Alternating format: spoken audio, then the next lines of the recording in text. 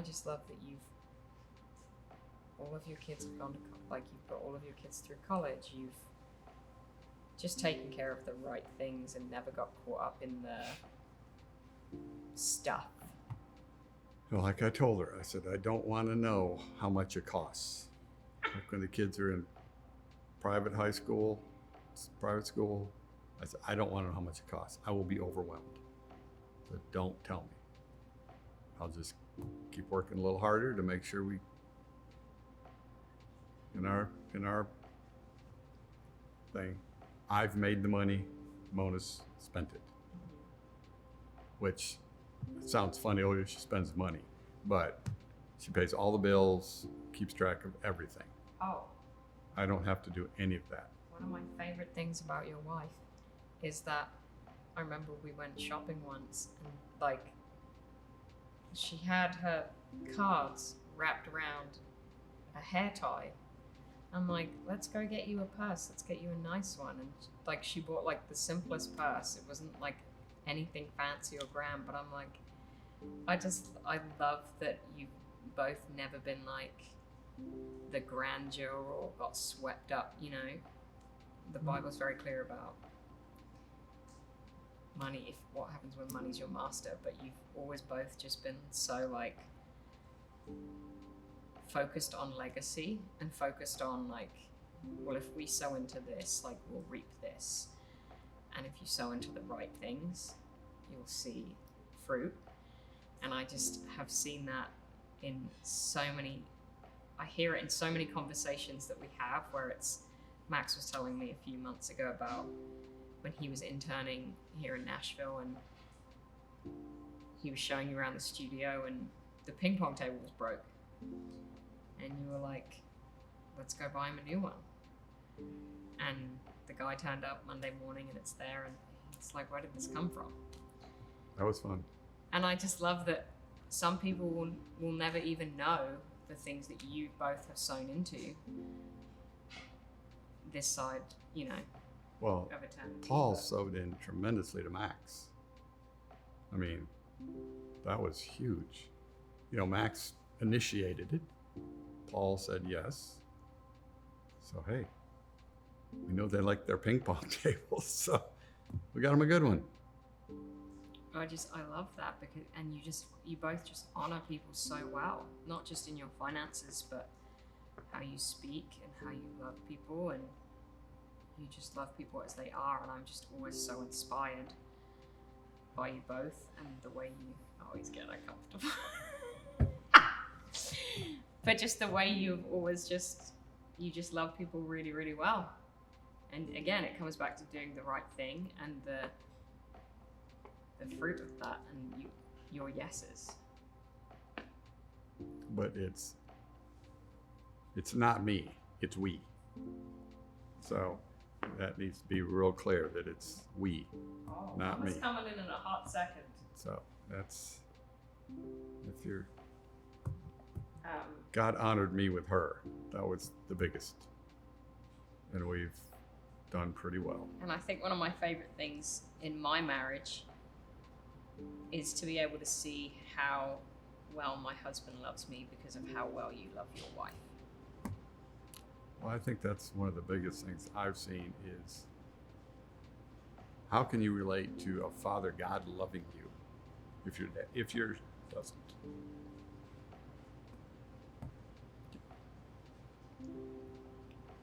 And I think our kids have really been able to accept God's love because we've loved them so much.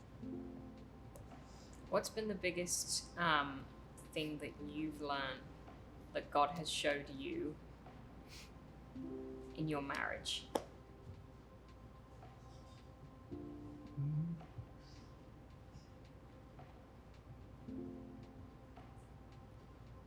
I guess that it's just, we're partners in everything.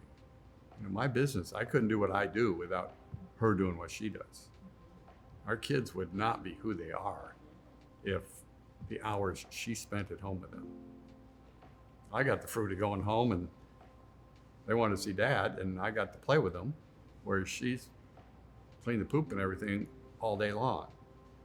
But on the other hand, she's got to be there to see all the fun things they did all day long that I didn't get to see. You've seen the pictures of what Max and Mally can get into, but she was there to take the pictures and make fun instead of a nanny or a babysitter getting mad because they made a mess. Yeah. What's been the biggest thing God showed you in parenting? Oh, just love your kids. Let them do. Each one's different. Like, I love baseball. Brett likes soccer. Let's do soccer. You know, he did baseball too, but his love was soccer. You know, you can't. And we tried real hard with Brett and Mal to do music. Max came along. I said, "Screw it. You know, this isn't worth the headache of forcing them to do a musical instrument." Yeah. And Max is the one that Yeah. came through. Pretty big time too, I'd say. He knows some things. But I got some good advice once from talking about your finances, about spending money on your kids. He said, "Why wait till you're dead for them to get the money?" He said, "I want to spend the money now and bless them while I can see the smiles on their faces." That's why we love family trips. You know, Oh, I've yet to be on one of them. Right. yours coming. But just to have the whole group together, Yeah. and they don't have to worry about saving and Yeah. being, you know, for them to take the time off work, give me vacation time to go with us on a vacation. That's their expense. You know, that's their sacrifice Yeah. to go on the family trip. And why save that money Yeah. until I'm gone and Yeah. I'm going to do something fun with them. Yeah. So, and I can remember one trip. First family trip, I would be a little bit of a miser. Like, we'd go out to dinner or lunch. I'd say, "Okay, guys, instead of everybody getting a Coke, let's just drink water. Because there's 12 of us. That's $50 to get a cup of Coke, you know?"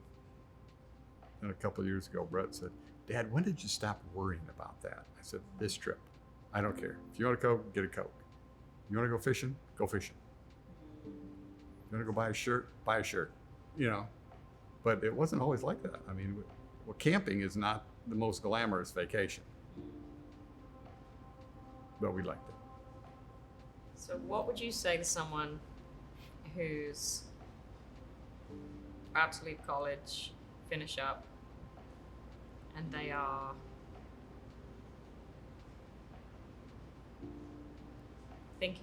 pondering life, figuring out things? What advice would you give to that person? Well, if you're going to do something for the rest of your life, try to find something you like to do and be good at it. You can be a plumber and be very, very successful. So if you're going to do something, you do it really good, there'll always be a demand for people who do something really good. And lean on God to see what doors He's going to open for you. Because He's there to open any door you want.